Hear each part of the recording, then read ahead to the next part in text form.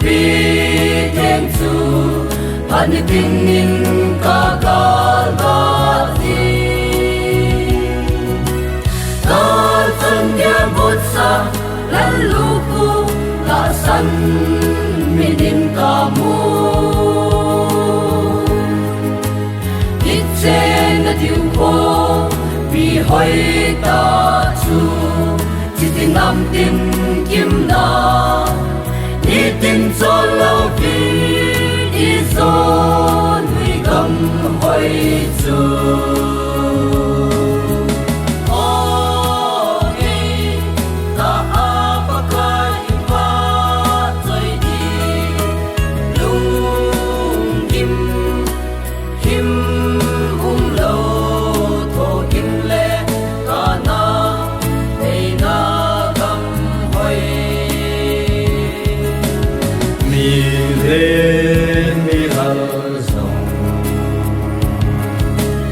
sẽ chung lâu đinh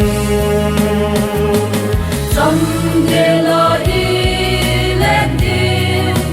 xuân lên xa cùng lâu lên cầm đi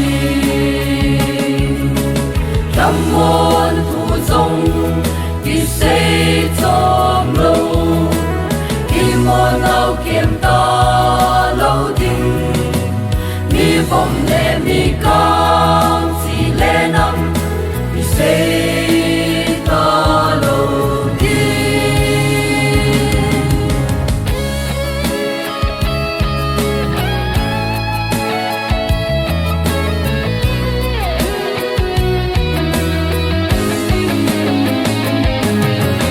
qua cõi đời mà cầm thêm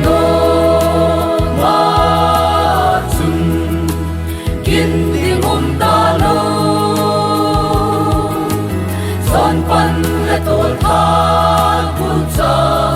dù đón hoa lệ dòng thu xây hoa nói trôi lên mi lim hậu tê hòn mun áo dâu cô về Krista tùy la dọn tê hoa lệ Krista tha cao nay hoa khi gây ra bằng đêm hoa nhà tiếp xa hi mi lung thêm đen cho găm của pi a tu lấy đen thấy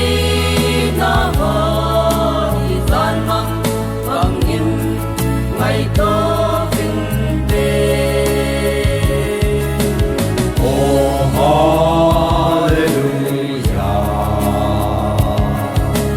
Amen, Amen, tin. Kêu ngôi nâu va a chung, xin đi đây lâu vin ôi ta vin tê. Cảm ơn nghe sẽ phúc bi thêm chu, kêu lệ cha lâu. Lên Krista lal na ton so na cham na lên cầm chu